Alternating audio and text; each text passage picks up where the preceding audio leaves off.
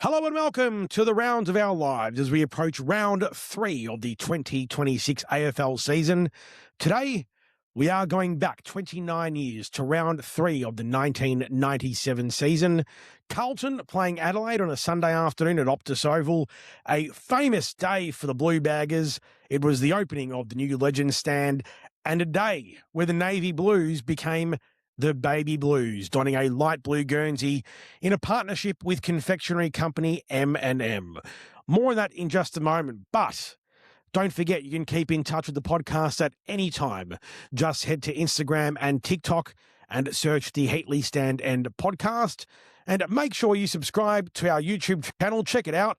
Search the Heatley Stand End on YouTube. In round 3, 1997, Carlton, for the first time in its history, would not wear its traditional navy blue Guernsey. Instead, as part of a promotion for M&M, which would earn the club $250,000, it would agree to wear a pale blue jumper. I recall watching the footy show on the Thursday night leading into the game, and John Elliott, president of Carlton at that time, appeared alongside Eddie Maguire and Sam Newman, where the sponsorship was announced. In 1997, this was incredibly rare. For a football club to pocket this amount of money in exchange for changing their Guernsey. Throughout the mid-90s, many clubs experimented with different designs. Throughout the Foster's Cup and later the Ansett Cup, there are many standouts like the barcode magpie jumper Collingwood wore and the checkered Hawthorn jumper the Hawks wore during pre-season matches. But this was a first for a home and away season match. A navy blue jumper changing to baby blue as Carlton would take on the Adelaide Crows. Something interesting to note on the baby blues Guernsey Carlton wore against Adelaide that afternoon, and this probably wouldn't fly in 2026, but the numbers on the back were in navy. So you had a baby blue Guernsey with navy numbers, making it incredibly hard to decipher. In the lead up to that game, it was one of the big preseason stories, but Collingwood star Mick McGuan left the Pies to join the Blues, and Carlton gave up their first pick in the draft at number 19 to obtain McGuan. McGuan never really reached match fitness and played only 3 games for his new club. His addition to the club at the age of 29 made Carlton the oldest side in the competition for 1997. This Sunday of round 3 would also be the first time Carlton supporters would be able to sit in the newly built Legends stand at the Lygon Street end of Princes Park. Prior to the Legends stand, the Lygon Street end of the ground was primarily a standing terrace with a manual scoreboard behind the goals. Pretty basic stuff. Although I always loved how you could see the wonderful trees of Princes Park in the background. But by the mid-90s and Carlton coming off a recent 16th premiership, the sport, it was becoming more and more professional, and Carlton were at the forefront, really, of developing their own home turf. There were grand plans for Optus Oval back in the day. John Elliott had visions of an underground car park to allow commuters to park their car before heading into the city for work or for play, floodlights around the ground like you see these days, and a multi-tiered stand to the Lygon Street end of the ground. But all this was rejected by the local residents. The club had to settle for a single-tiered stand with what's best described as a layered roof, which was quite an interesting design for 1997. Now, the Crows were coming off a loss in round 2 of that year against Richmond, and this, if you recall, was the famous game where coach Malcolm Blight, in his post-match press conference, was scathing of the performance of his ruckman David Pittman. He would call Pittman's effort in ruck a pathetic effort. Pittman, though, recovered and eventually became a premiership player in 1997. Carlton, they would be without Greg Williams, who had been suspended for the second time in that season, and Ange Christou, as well as Stephen Kernahan, Stephen Silvani, Earl Spalding, Fraser Brown, Brad Pearce, and Mill Hanna. Glenn Manton would have the unenviable task to mind Adelaide spearhead Tony Modra. 2 minutes into the game, Anthony Koutafidis took a strong mark in front of Kane Johnson and converted truly for the first of the match. But it was Andrew McLeod who got the immediate response for the Crows. 17-year-old Lance Whitnell, in just his 3rd game, would also get on the board in the first term. At quarter time, Carlton led 3-2-20 to Adelaide 3 straight 18. In the second term, though, it was all Adelaide.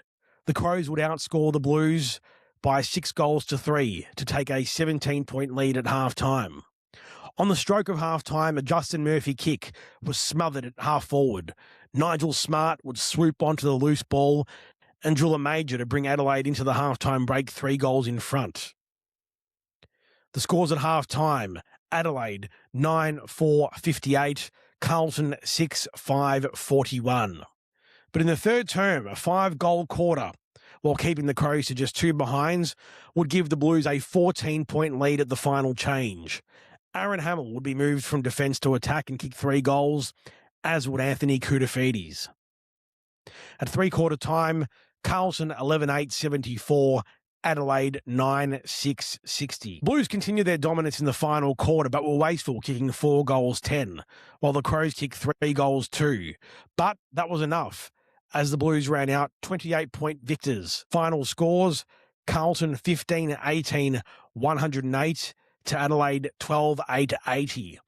For the Blues, goal kickers that day were Hamill 3, Koutafidis 3, Murphy, O'Sullivan, Beaumont all with 2, and singles to Whistle, Allen and White. Ruckman Matthew Allen would be dominant in the ruck and be awarded best on ground. Craig Bradley dominated the midfield with 33 possessions, and Michael Sexton played an excellent game in defence and had 21 possessions. It was also a game of debuts.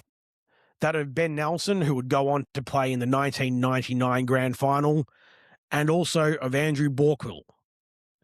Borkwell would become the only Carlton senior footballer in its 152-year history to never wear the famed dark navy blue Guernsey. Yes, his one and only game was wearing the M&M pale blue Guernsey. It would also be the 50th games for both Luke O'Sullivan and Scott Camporeale. O'Sullivan was a much-loved Carlton figure. He was in his 10th season in 1997, but had only managed 49 senior games up until this point. O'Sullivan had been held back by repeated injuries and the Blues' impressive depth of talent. Finally, though, persistence paid off. The barrel-chested, bullocking half-forward with the distinctive sideburns was able to reach a milestone in his 10th season. Somehow the fact that he'd marked the occasion wearing the bizarre pale blue jumper and also his half-ironic salute to the crowd as he cheered off by the teammates was something that supporters will always remember. As mentioned, former Collingwood star Mick McGuan would cross the Carlton in 1997 and only managed 3 games. The round 3 clash in the M&M jumper would be McGuan's final game of senior football. A groin injury would curtail his career, and that would be the last we see of Mick McGuan. As always, I'd love to hear your thoughts. Should the Blues in some capacity bring back the M&M Guernsey, maybe for Retro Round, maybe for Gather Round? Head to our Instagram and TikTok. Tell us what you think. Also, don't forget to subscribe to our YouTube channel. Search the Heatley Stand End podcast, and you can view all our content and news and views and opinions. And don't forget also a preview to Carlton and Melbourne will be coming in the next few hours, so don't forget that. Look out for that wherever you get your podcast from, and also stay tuned for that on YouTube. Until then, this has been The Rounds of Our Lives, a part of the Heatley Stand End podcast.